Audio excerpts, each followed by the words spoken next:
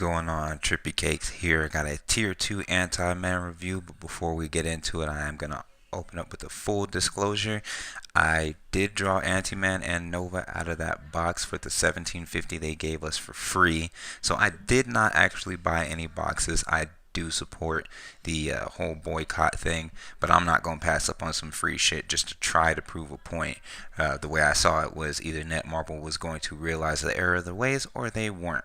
Then I had some tier 2 tickets saved up from the Apocalypse update when they brought Quicksilver and Scarlet Witch in them to the game. I assumed that they were going to be regular characters that you can use tickets on, but they weren't. The good thing about the situation is I did manage to get lucky with the RNG of pulling both of those guys out of that box and still having those tickets saved. And I also didn't buy anything on Black Friday. So let's jump right into it. These are my stats on Anti-Man. Pretty much good to go on that. I am also rocking Power of Angry Hulk. All of his ISO are almost fully awakened. He's got some great skills here. He gets the guard for the hit and the 3% of his HP recovery. Then he's got Anti-Blast, which is just a typical energy attack, and it is continuously attacking. Then he's got a self buff that increases his attack, defenses, and speed and gives him super armor plus does damage. And then his passive is 45% increase to energy attack, so that's really great. And then he does have this move where it increases his attack by 15%. And when you combine that with that other move, I think it's a total of an extra 55 50, or 60% damage or something like that. You can do the math. In total, he's just a buff monster. So let's jump right into timeline battle. Anti-Man to me is not a PvP oriented character. He is great in PvE situations. He can hold his own in timeline, but like I said, he's really squishy and you got to get that rotation off. I don't use a rotation in timeline even though I should. I don't really like timeline that much. It's okay, but basically you want to do 5, which is going to be that self buff, and then you'll hit 3 and 1.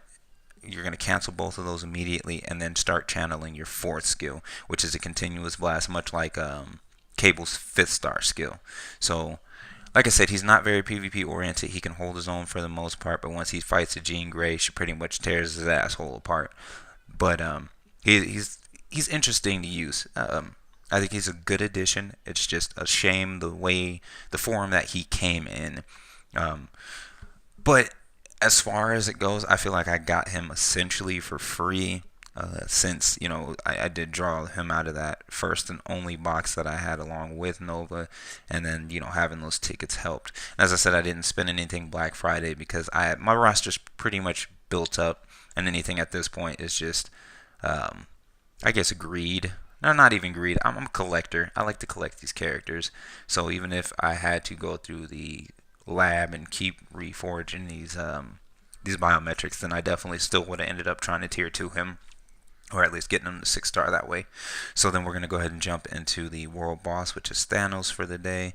Not going to use any strikers whatsoever, just so we can kind of get a better spectrum of where his damage is at by himself. I would prefer if I didn't have to use 2 other teammates. I'd rather solo it. But like I said, Anti-Man's problem is if you don't do the rotation right, you'll lose out on that immunity and you'll take a lot of damage. He gets hit like toilet paper. He's like the opposite of Blue Marvel. Blue Marvel does decent damage, but he's extremely tanky. Anti-Man does really great damage, but he's lacking in the defensive area. Unfortunately, with Thanos in this fight, when you're using him, he's not bursty enough to just do like a 3 or 4 second clear like Jean Grey or Cable. He actually gets to those cutscenes, but he's really really great, and he is definitely the best villain that you're gonna get for Alliance Battle Extreme if you're into that. I have not done Extreme today, but I'm already sitting at about 4 million. You can pull off 1 million with him. Last week when I first did it with him, I didn't have the right ISOs equipped. He was still lacking, and I still pulled about 700,000, so I should be able to hit close to 950, almost a mil if I do my procs right, and that is if I do get the rotation right. But overall, this review was just kind of to show people that if they take the time and invest in him, would he be worth the whole dealing with drawing the biometrics, or if they want to spend the money on the chest. It's entirely up to you. I won't hold it against you. This game basically continues off of the revenue that they bring in. I don't agree with the chest, and I think it's stupid to make them exclusive that way. But putting them in a chest and being able to get them on top of like farmable missions, to me that would have sat okay. But in terms of touching on that whole box thing and pulling them out of there, the other thing I don't really agree with is how CTPs are. You pretty much have to, do the whole box gambling thing, and the CTP rate is pretty goddamn terrible. And when you compare it to this box, the other thing is, yeah, the boxes are being removed and they're not going to release characters. I'm very happy that it turned out the way that it did. I'm glad Netmarble went ahead and set it up that way. But one thing that I do want to point out to the community and people who watch this, whether you're new or old, whatever, don't give your fellow players shit for having things, because I've been playing this game for a while. A lot of newer players, I've already been flamed on social media about having them tier 2'd already. Oh, you're a fucking whale, blah, blah, blah. And I'm like, well, I understand you don't like the loot box, but I make the shit. And two, I work hard for a living. So if I'm going to spend money on whatever the fuck I want it to be, if I want to buy a golden toilet that washes my ass with grape juice, then you don't have a right to tell me otherwise. Just like I don't have a right to tell you what to invest your money in. But what I'm trying to do is shed a little bit of light and help you have help you make your investments, better into the game. If you're gonna spend money, spend it right. Like me, I didn't spend Black Friday. And then after I saw how these how these characters were coming, I was like, shit, man. I was like, I'm not going to buy no fucking chest. And I didn't. I didn't buy it until they actually gave me the crystals to do it. And I'm like, if it's free, it's me. And that's how you guys should take this.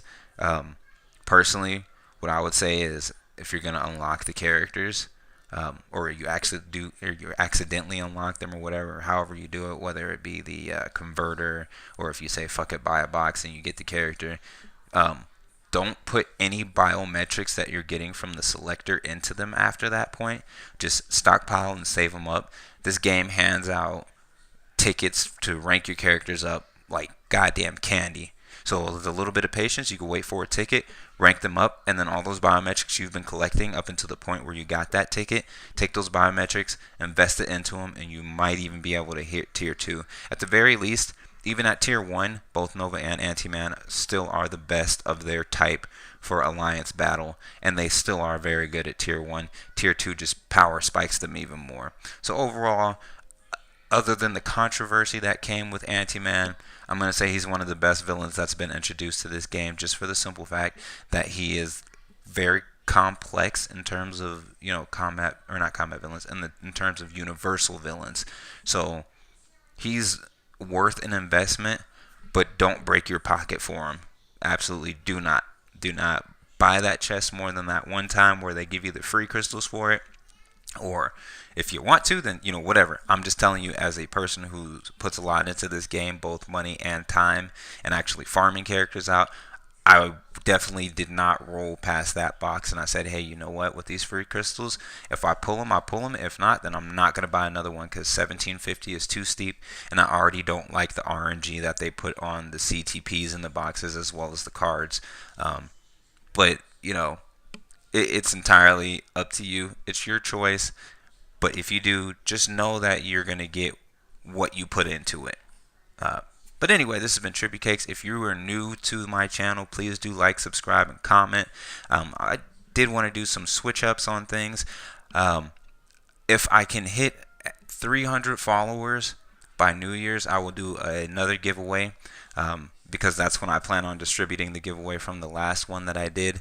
It's just been really hectic in actual life. But like I said, I'm back. We're going to do that giveaway.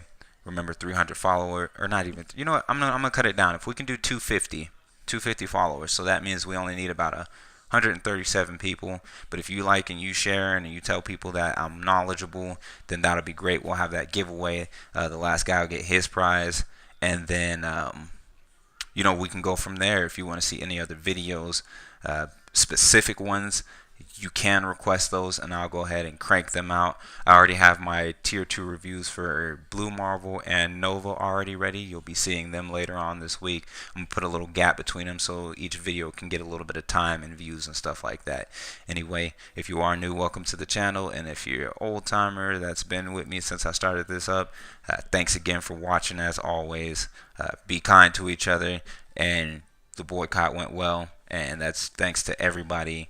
But remember, be nice to your fellow player, and I'll see you guys next time. This is Trippy Cakes, and I'm out.